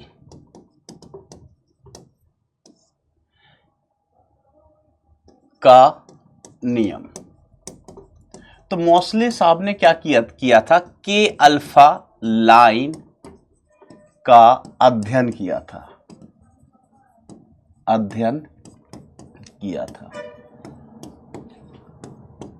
के अल्फा लाइन मतलब कैरेक्टरिस्टिक भाग या सतत? कमेंट में बताओ। के अल्फा आ रहा है ना, कैरेक्टरिस्टिक बोले तो अभिलाक्षणिक भाग। कौन सा भाग बेटा? अभिलाक्षण। I am so sorry, 1 minute और।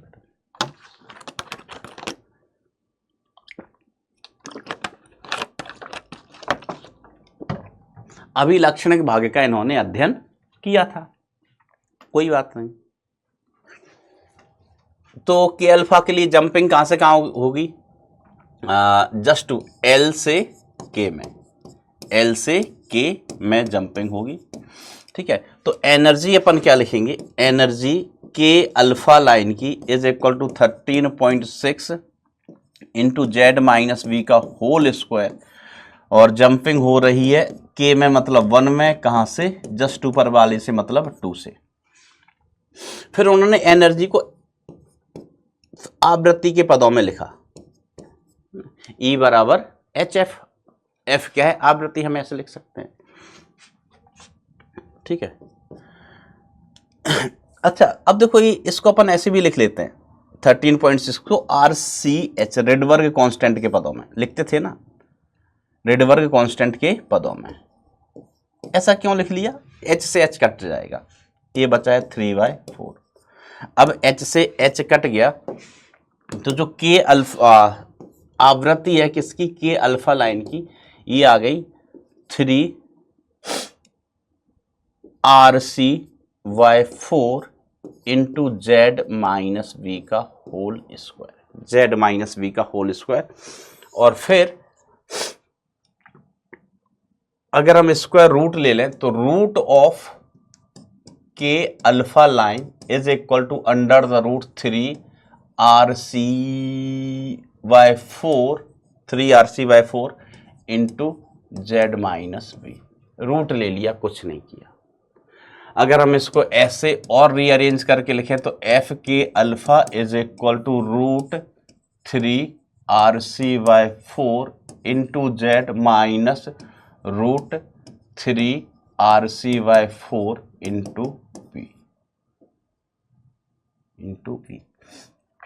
अब हम ग्राफ बनाना चाहें, ग्राफ हमने नहीं, इन्होंने ही बनाया था, मोसले साहब ने, K अल्फा और Z के बीच। तो ये सरल रेखा बनेगी, अंताखंड नेगेटिव होगा, तो इस प्रकार से ग्राफ बना था, स्लोप पॉजिटिव, अंताखंड नेगेटिव। सरल रेखा का समीकरण है, किसका समीकरण है बेटा? सरल रेखा का। ये क्या हो गया बेटा? y, ये क्या हो गया? x, ये m और ये c, ये अंतःखंड c हो गया और ये स्लोप m हो गया। तो tan थीटा, इसको हम m कहते हैं स्लोप, वो कितना है? Under the root 3RC/4। अंतःखंड ये नेगेटिव है, ये c की वैल्यू है। तो बस ग्राफ ये बनाया था, ओके। तो ये एक्सरेज की कहानी थी मोटा माटी। How sir.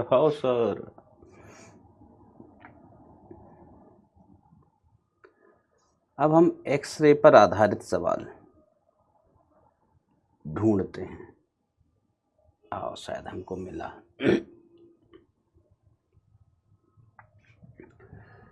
तो एक्सरे नली में एक्सरे नली में, अच्छा, जो एक्सरे की नली है ना, इसमें अपन वैक्यूम रखते हैं। क्या रखते हैं बेटा? वैक्यूम। अगर हवा रखेंगे, है ना, जैसे यहां पर एक नली बना देते हैं, ये ऐसे खुला नहीं होता, इस तरीके की नली लगी हुई होती, चैम्बर टाइप का बना देते हैं ऐसा। और इसमें क्या करते हैं? वैक्यूम रखते हैं, ठीक है। वो इसलिए कि देखो, अपन ने इलेक्ट्रॉन निकाले, बैटरी लगाई, इलेक्ट्रॉन को शक्तिशाली बनाया, पावरफुल बनाया। अब अगर यहाँ एयर होगी तो इलेक्ट्रॉन की कुछ ऊर्जा हवा को आयनाइज करने में खत्म हो जाएगी। आप ऐसा समझ लो कि इलेक्ट्रॉन फिर हवा के मॉलिक्यूल से टकराएंगे तो अपनी एनर्जी का लॉस करेंगे। तो हम कहेंगे अंदर हम कुछ ही रखेंगे नहीं, तो अंदर क्या रख लेते हैं बेटा? वैक्यूम। अंदर क्या रख लेते हैं? वैक्यूम रखते हैं ट्यूब के अंदर, इसे नली कहते हैं अपन।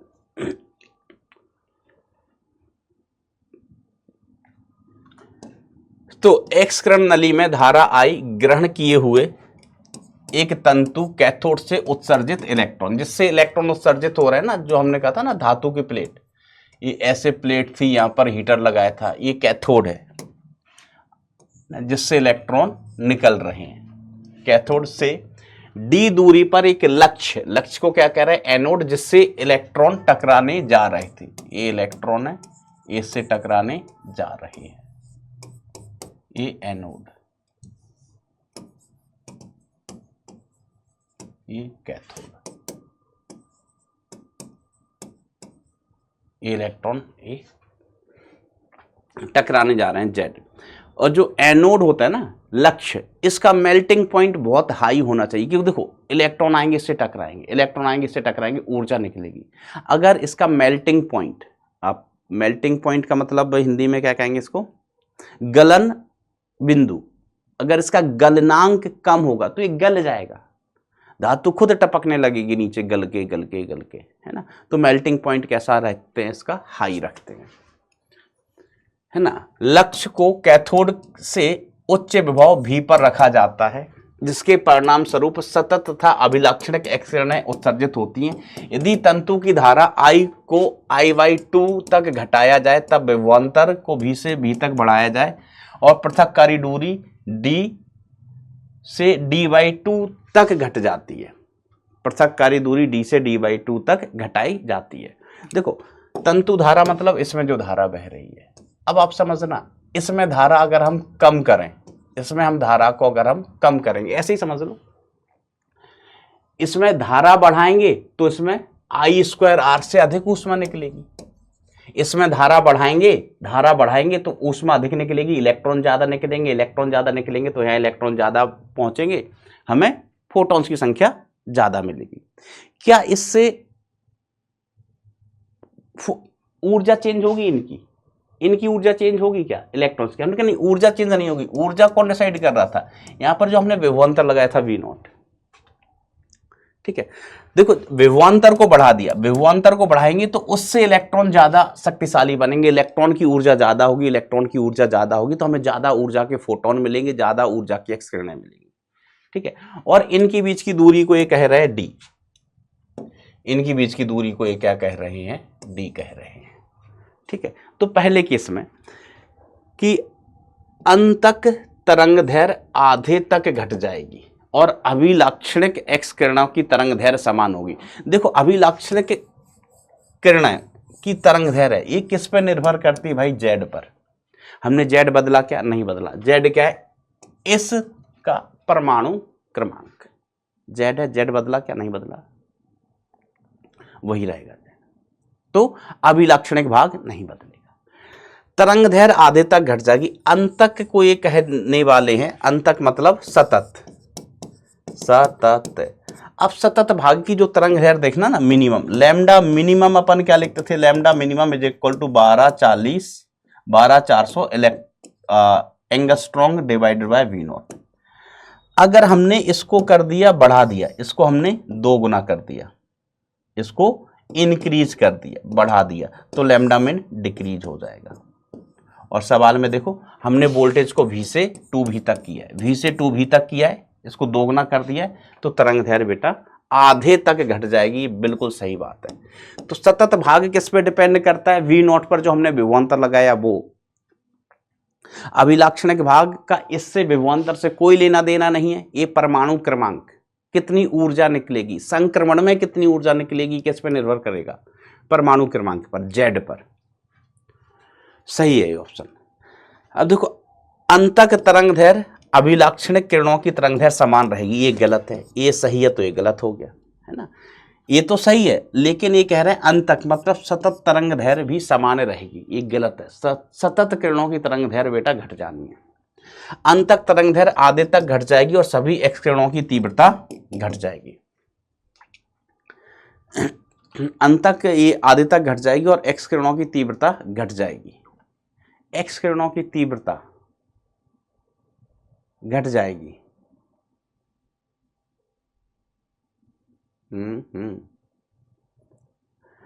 अंतक तरंग दैर्घ्य दोगुनी हो जाएगी तो बेटा ये तो गलत है, ठीक है।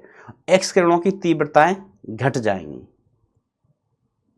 यस, देखो कैसे, सही है। तीव्रता किस पर, तीव्रता समानुपाती है फोटोन की संख्या की। तीव्रता ध्यान देना, मैंने लिखा भी उधर, तीव्रता किसके समानुपाती होती है, तीव्रता किससे डिसाइड होती है, फोटोन की संख्या की, ठीक है।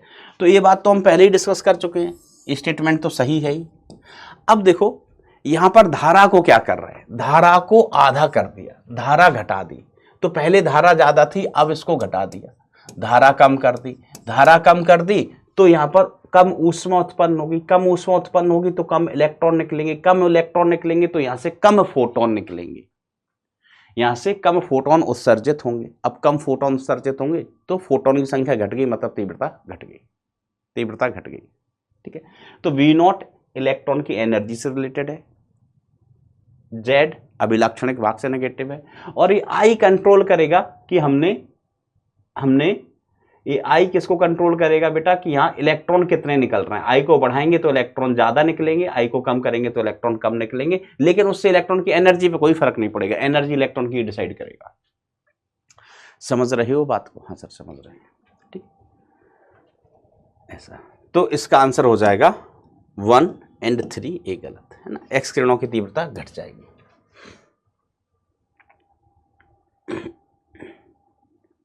अब ये दूरी का बेटा तो कोई रोल नहीं है ना, d/2। अब देखो यहां से इलेक्ट्रॉन निकले 100, तो 100 इलेक्ट्रॉन यहां पहुंचने हैं, है ना, तो बहुत ज्यादा कोई रोल नहीं है, 100 निकले है ना, दूरी कम होगी तो भी 100 पहुंचेंगे, दूरी ज्यादा होगी तो भी 100 पहुंचेंगे, और दूर कर दो इसको तो यहां से जो इलेक्ट्रॉन निकले हैं वही आगे तक पहुंचना है, आगे तक पहुंचना है। ठीक है, तो दूरी से बहुत ज्यादा कोई फर्क नहीं पड़ता। आप ऐसे समझ लो एक रेस हो रही है, क्या हो रही है, एक रेस। ठीक है, यहां पर 4 लोग दौड़ रहे हैं, पहले ये 50 मीटर की रेस थी, है ना, ऐसा नहीं है कि भाई के बीच में कोई थक के रुक जाएगा, रुकना नहीं है, रुकना नहीं है। 50 मीटर की रेस थी तो कितने इलेक्ट्रॉन पहुंचेंगे सर, 50 पहुंचेंगे।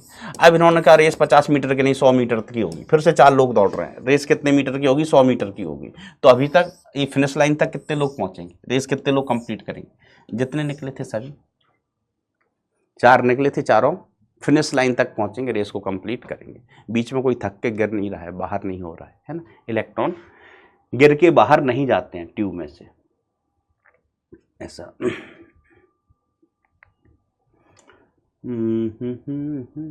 तो बेटा एक्स किरण था, इसके सवाल हमने देखे कि सवाल अभी थोड़ी देर पहले ही हम इस पीपीटी को देख रहे थे, तो हमने कहा एक्सरे के सवाल हैं और रिसेंट ईयर्स में भी हैं। अभी टॉपिक ना थोड़ा ऐसा था कि मेंस में तो ये था नहीं, हमने कहा अगर अपन ने क्लास में पढ़ा हो तो भी ठीक है, नहीं हो तो अब हमने पढ़ लिया है, ऐसा नहीं कि पढ़ा नहीं है।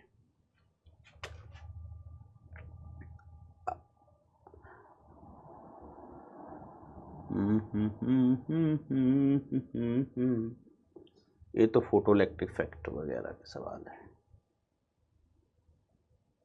चलिए अब देखो एक सवाल और मिला है, ताबा जिसका परमाणु क्रमांक कितना है, के अल्फा एक्स किरण की तरंग दैर्घ्य इतनी है, मॉलिब्डेनम परमाणु क्रमांक कितना है, के अल्फा की तरंग दैर्घ्य इतनी है, तो इनका अनुपात ज्ञात कीजिए। तो देखिए भाई सिंपल सी बात है, हम एनर्जी लिख रहे थे किसकी, के अल्फा की, के अल्फा की एनर्जी हम लिखते थे 13.6 इंटू जेड माइनस बी का whole square, Z minus B का whole square into K alpha line की बात हो रही है, के अल्फा लाइन की बात है, तो यहाँ पर 1/1 स्क्वायर माइनस 1/2 स्क्वायर, तो ये वैल्यू कितनी आ जाएगी, 3/4 आ जाएगी, है ना। m बराबर कितना होगा 1, n बराबर कितना होगा 2 होगा, बरोबर, ठीक है। अब ये किस पर निर्भर करेगा, जेड पर, ये सेम, ठीक है, ये सब भी कांस्टेंट है ना, तो जो एनर्जी है वो किस पे, अब हम इसको एनर्जी को ऐसे लिख, एनर्जी है के अल्फा लाइन की, ये समानुपाती किसके, जेड माइनस बी के होल स्क्वायर के। अगर हम इसको hc/लैम्डा कर दें, आपसे तरंग दैर्घ्य पूछी गई है के अल्फा लाइन की, तो ये समानुपाती जेड माइनस बी का होल स्क्वायर है। अब इसमें hc भी कांस्टेंट है, तो लैम्डा के अल्फा ये समानुपाती हो गया जेड माइनस बी के, v की जगह कुछ दिया नहीं है तो 1 ले लो, v का मान हमने कितना ले लिया 1, है ना। मैंने आपको बोला है कि अगर के अल्फा लाइन के लिए v नहीं दिया है तो 1 ले लो, ठीक है, ऐसा। अब इनका अनुपात निकाल लो, तो लैम्डा के अल्फा किसका, कॉपर का, अपॉन लैम्डा के अल्फा किसका, मॉलिब्डेनम का। तो ये समानुपाती नहीं भाई, ये व्युत्क्रमानुपाती है कि 1 लैम्डा, ये आप ऐसे कह सकते हैं, लैम्डा के अल्फा व्युत्क्रमानुपाती है 1 जेड माइनस बी के होल स्क्वायर के। तो नीचे कॉपर का आएगा जेड, कॉपर का जेड कितना 29 - 1 का होल स्क्वायर। मॉलिब्डेनम नीचे है, व्युत्क्रमानुपाती है ना, मॉलिब्डेनम नीचे तो ये ऊपर जाएगा, इसका परमाणु क्रमांक क्या होता है 42 है ना, होल स्क्वायर। अब इसको भाई सिंप्लीफाई कर लेना तो आपको अनुपात मिल जाएगा। इसको सिंप्लीफाई करना तो बेटा अनुपात मिल जाएगा, भाग दे के देखना ये कितना आ गया, 41 का वर्ग बटे 28 का वर्ग, 41 का वर्ग बटे 28 का वर्ग, वर्ग करके देखना, भाग देना, आंसर मिल जाएगा आपको 29 42। हाँ भाग करके देख लो, उत्तर बताओ कमेंट में। ये तो वैसे ही गलत कर दो भैया, 1 से कम तो आना ही नहीं है। अगर कभी तुक्का भी मारना है ना तो इन दोनों में मारना, लेकिन भाग दे लो ना भाई, तुक्का क्यों मारना। 1 से तो ज़्यादा आएगी, 41 का वर्ग बटे 28 का वर्ग, इससे तो ज़्यादा ही आएगा। और हैं क्या इस पर सवाल?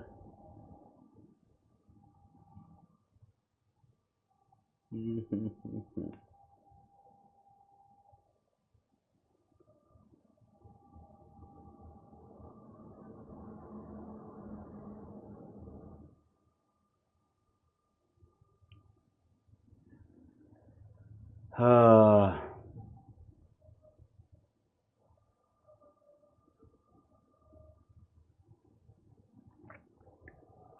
और तो सवाल कोई ढंग का आसानी है, अब कर लोगे।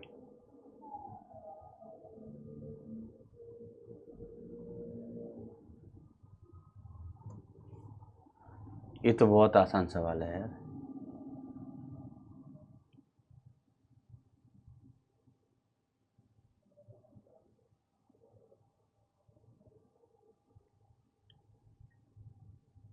तो होता इस क्रम में उत्सर्जित अल्फा कणों की संख्या, रेडियो एक्टिव श्रृंखला थ्योरियम नाभिक, इसमें क्षय होता है, ठीक है। तो बेटा ये एन अल्फा मतलब अल्फा और बीटा कणों की संख्या का मान बताना है। तो बेटा ये तो बिल्कुल आसान है कि देखो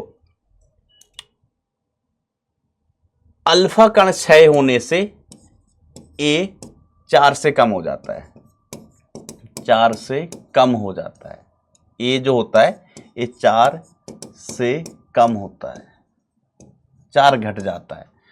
तो ये कितना था, ये सवाल मैं क्यों करा रहा हूँ, 332 - 212, ये कितना आया घट के, तो 0 20 आया, 20 आया। अब एक अल्फा कण निकलने से, एक अल्फा कण निकलने से ए कितने से चेंज होता है, 4 से। चेंज कितने से हुआ है, 20 से, है ना, यही तो ये होता है, दिस इज ए। अब ए इतना था, इतना हो गया, तो ये क्यों चेंज हुआ, अल्फा कण निकलने से। तो अल्फा कण कितने निकले, 5, नंबर ऑफ अल्फा कण कितने हैं, 5 है, ये आंसर हो गया।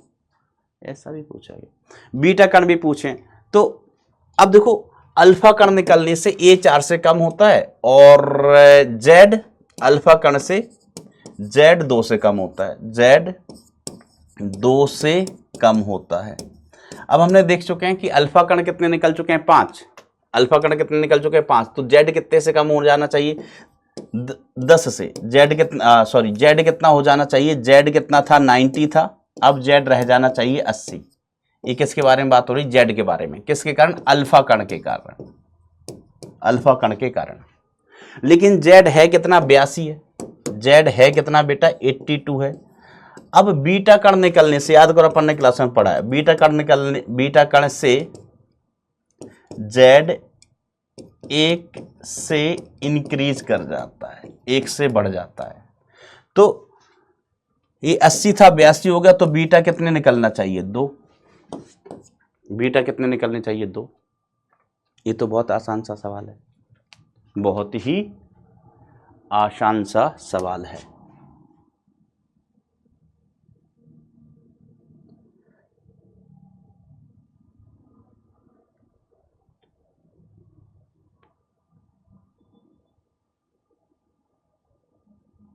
चलिए, और ये जो सवाल है ना अपन क्लास में किए हुए हैं ऑलरेडी,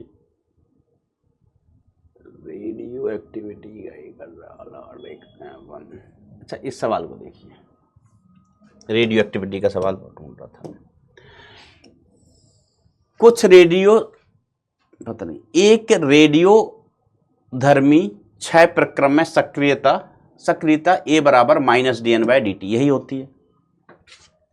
t बराबर 0 पर दो रेडियो धर्मी स्रोतों S1 व S2 की सक्रियता एक समान है। t बराबर 0 पर सक्रियता कैसे एक समान है। कुछ समय के बाद S1 व S2 की सक्रियताएं A1 व A2 हो जाती हैं। जैसे ही S1 व S2 क्रमशः अपनी तीसरी व सातवीं अर्ध आयु काल को पूरा करते हैं, तो तीसरी और सातवीं अर्ध आयु काल को पूरा करते हैं तो A1 बटे A2 का मान। तो देखो बेटा, सक्रियता एक्टिविटी अपन ऐसे लिखते हैं, activity is equal to A0 into E to the power minus lambda into T लिखते थे। सर लैम्डा के पदों में नहीं, अर्ध आयु काल के पदों में बताओ। सवाल में अर्ध आयु काल दिया है, लैम्डा होता 6 नियतांक नहीं दिया, तो हम इसको ऐसे भी लिख लेते थे A/A0, या ऐसे लिख लो अर्ध आयु काल के पदों में A बराबर A0 इंटू 1/2 की पावर T/T हाफ। ठीक है, तो समय T बराबर A0 क्या होता है, प्रारंभिक सक्रियता। प्रारंभिक सक्रियता कैसी है, सेम है, दोनों की सेम है ना। T बराबर 0 पर सक्रियता दोनों की कैसी है, सेम है। अब T बराबर T पर सक्रियता, तो T बराबर T पर सक्रियता हम कैसे लिख देंगे, सक्रियता अपन ने देख ली जो A है, चलो पहले की लिख लो, A1 is equal to A0 into 1/2 की power T/T half, T1/T half 1। इनके अर्धायु काल भी समान है क्या,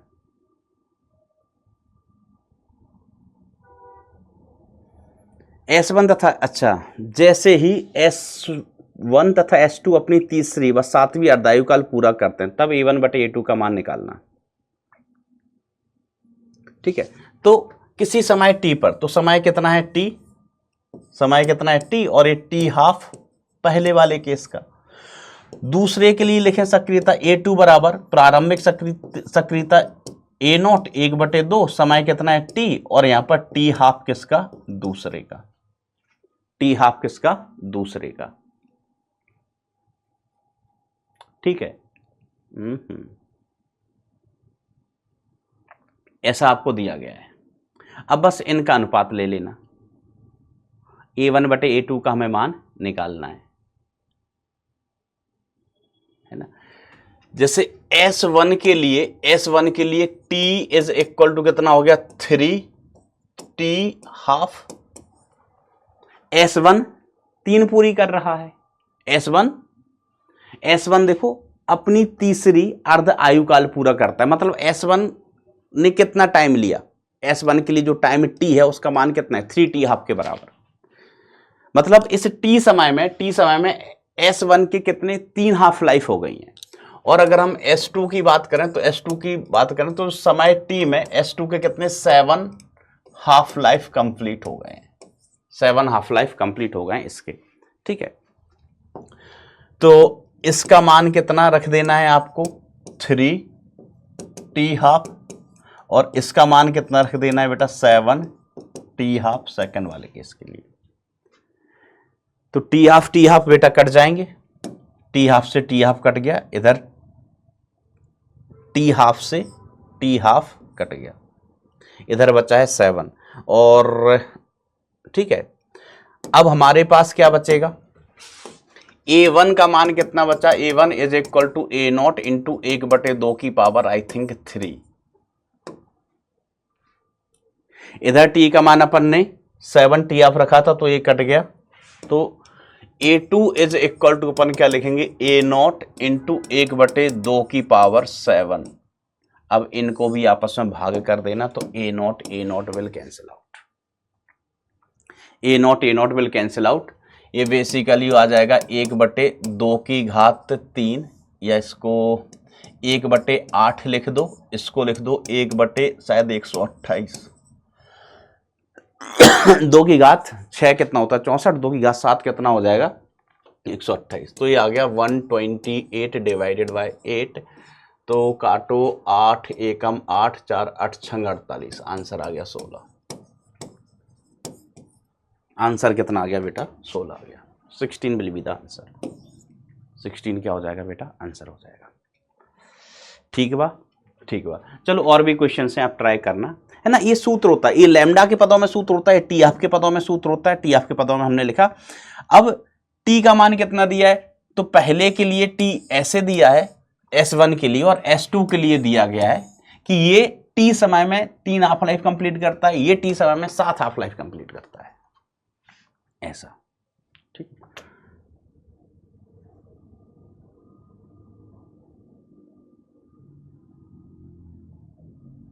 चलिए